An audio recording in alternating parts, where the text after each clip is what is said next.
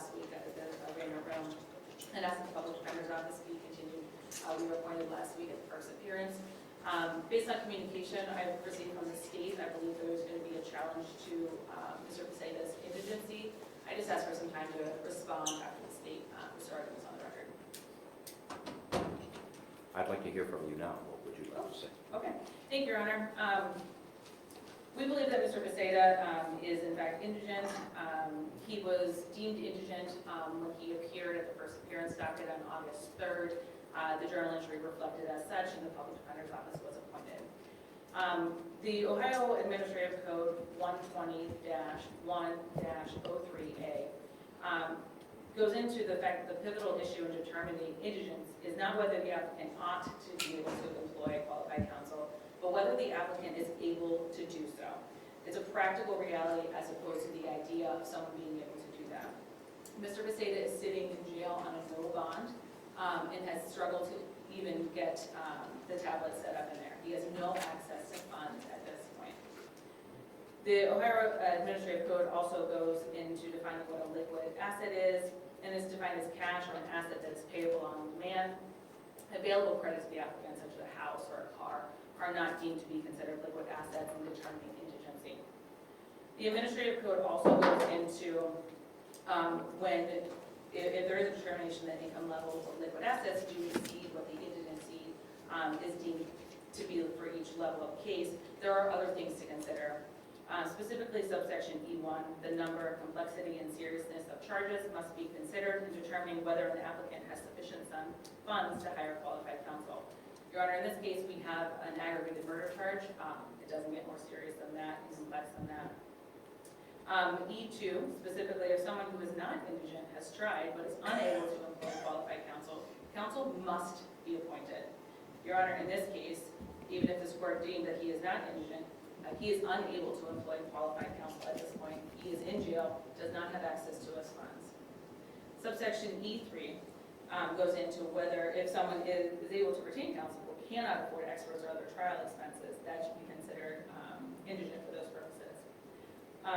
The Ohio Administrative Code also goes in subsection H that it should be liberally interpreted to ensure counsel is appointed for defendants. Case law also goes to looking into this in State v. Timico, TYMCIO, Site 42 Ohio State 2D 39. The quote is, to make the right to the assistance of court-appointed counsel a factual reality, the determination of need must turn not upon whether an accused ought to be able to employ counsel, but whether he in fact is able to do so. Exactly what the Ohio Administrative Code says, and Criminal Rule 44 also does not, Ohio Criminal Rule 44, subsection D, the determination of whether a defendant is able or unable to obtain counsel shall be made in a record proceeding in open court, and it should in fact be based on all the factors in the Administrative Code. In State v. Timico, the case involved a person on bond who was unable to secure counsel. This case, in fact, goes into some of the factors about why they could not secure counsel, and one of those was it was a difficult client that they talked about. And that was one of the factors that they said, even though he might have been able to employ counsel, he couldn't, and counsel should have been appointed in that case. So in that case, there was someone on bond, and the court determined because of difficulties with his personality, that was a barrier for them obtaining counsel, and counsel should have been appointed. Your Honor, in this case, on August 3rd, Mr. Biesiada was determined to be indigent. Counsel was appointed at the first appearance. As this court read the rights to all of the defendants in the jail, even if the court has to appoint counsel, and if the court does determine that at some point the client is able to repay, the court can assess that. And so we have a situation here where he's been deemed indigent. He does not have access to his funds, so is at this point functionally unable to employ counsel. There is money that the state sent over yesterday at late afternoon, that there is some money in an account that they did provide. But Your Honor, again, he is in jail on a no bond, can't online bank. The majority of the accounts appear to be retirement accounts and CD accounts, which are not something that is easily drawn down. Further, they provided sort of statements that don't show any cash deposits from those accounts in the, say, month-ish statements that they have. We see a Social Security deposit and a deposit that is unlabeled, which appears to be maybe a check. Your Honor, because even though there is some money in these accounts that was provided yesterday. How much money is it? So there's retirement accounts that one is, again, I don't have the terms of these accounts. I don't know if they're able to be even drawn down at this point.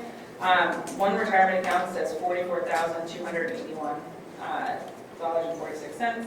There's a retirement account that has $27,000 even, and a retirement account that has $25,249.07. There are CD accounts. One has, again, don't have the terms of whether or not these are able to be drawn down. One is $55,972.19. One has $19,109.26, and one has $10,091.78. There's a savings account, which we would deem as the only liquid asset that is able to be drawn down, which has $2,472.36. There is a mortgage showing a balance payoff of $99,000, so this is a debt to this bank. And then there's a home equity line of credit that has a debt to $11,644.17.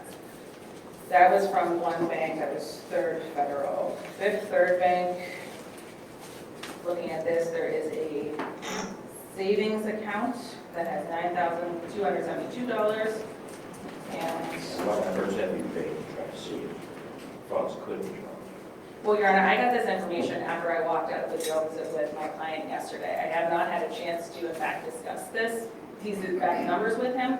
My discussions with him is that he does not have access to anybody on the outside to do power of attorney at this point. He is going to make attempts to do that, but at this point, he has nobody on the outside that is able to be a power of attorney, to walk into these banks, to do whatever drawdown or availability that there is. That's fairly convenient, what you say. I'm sorry. It's convenient, what you say. Well, Your Honor, he's only been in jail for about a week and a half. He's had difficulty connecting with the tablet in the jail to do any of the inside things in the jail. I have communicated with the jail. That could be rectified, yes. Yeah, I have communicated with the jail to get that done. We're saying at this time that he is indigent, that the public defender should continue, and that should there This be... time until when? I'm sorry. At this time. What do you mean by that? Right now, we believe that at this moment, until it is determined, if it is determined later that he is available to draw these down, that the public defender's office should in fact continue appointment because he is indigent. He is functionally unable at this point to access the funds. So if there is a determination later that he is able to access those funds, then a further hearing can be had, or the court could determine that he is still indigent because there is nobody, he is unable to employ qualified counsel because of the functional realities of his situation. The court could then order him to repay any costs incurred by the appointment of counsel. That is available, and that is a remedy for if someone is above the level of indigency for this court. So we would maintain that counsel should continue to be appointed, and that there are other remedies instead of not giving him counsel on an aggravated murder case that could be Do you employed. think it would be counsel's part of their duties in order to try to help him to have access to the funds so he can actually hire somebody? That is something that we are in discussions about, Your Honor. As to what?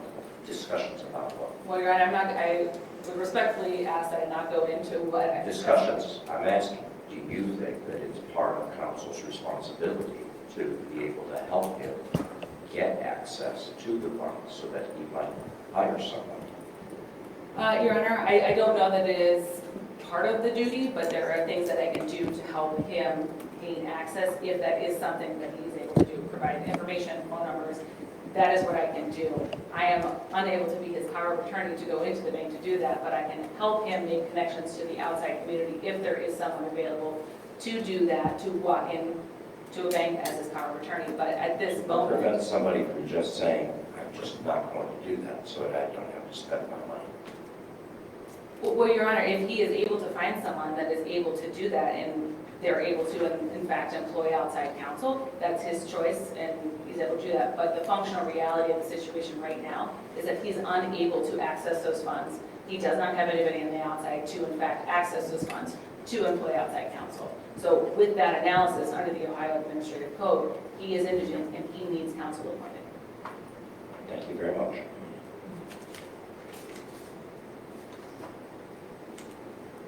Mr. Clear. Judge, thank you, Dan Clary on behalf of the state of Ohio. Judge, obviously the state really has no, skin in the game of who the attorney is, but, this case has been pending in the public defender's office for at least a week and a half, and within a couple of days we had this information. By the public defender's logic, 95% of Cuyahoga County is indigent, or could be indigent. They're arguing to the court that a former accountant judge can't pick up the phone in county jail and contact an attorney.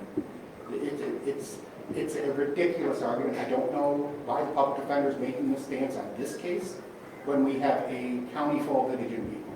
But when you have upwards of almost $200,000 in retirement accounts, Judge, all they're doing is about the interest. He can withdraw that.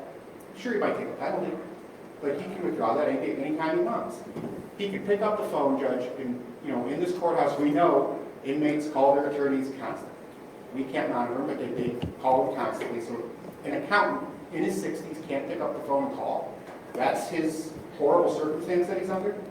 Judge, again, we asked that the bond be continued at no bond. But, like I said, we have no skin in the game of who his attorney is. But, it's just remarkable that they're just finding out about this now when it's their job to determine whether or not their client's indigent. Yeah, we have to tell them. So, Judge, I don't know how you want to handle it, but I would argue right now that this man is not indigent.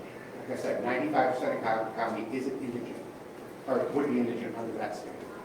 Thanks. The court is looking at the information from by counsel's own statements, $55,000 CD, $19,900 in CD, $10,909 in CD. The CDs alone seem to be able to be accessed fairly quickly. What the court's going to do is I'm going to keep the public defenders on the case at this time. I'm not going to assign a second attorney. I'll let the judge who's going to be assigned to this case dive deeper into the indigency. And I would expect the public defender's office has a duty to represent truly indigent people,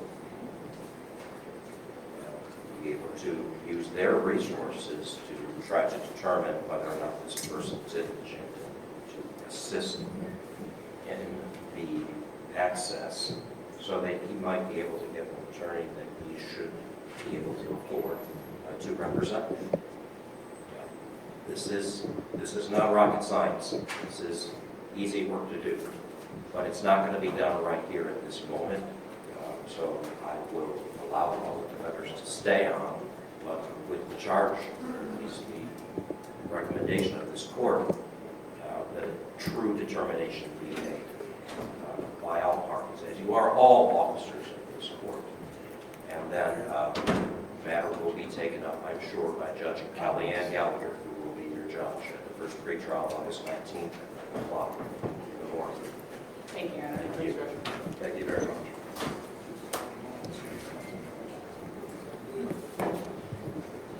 No bond will be set.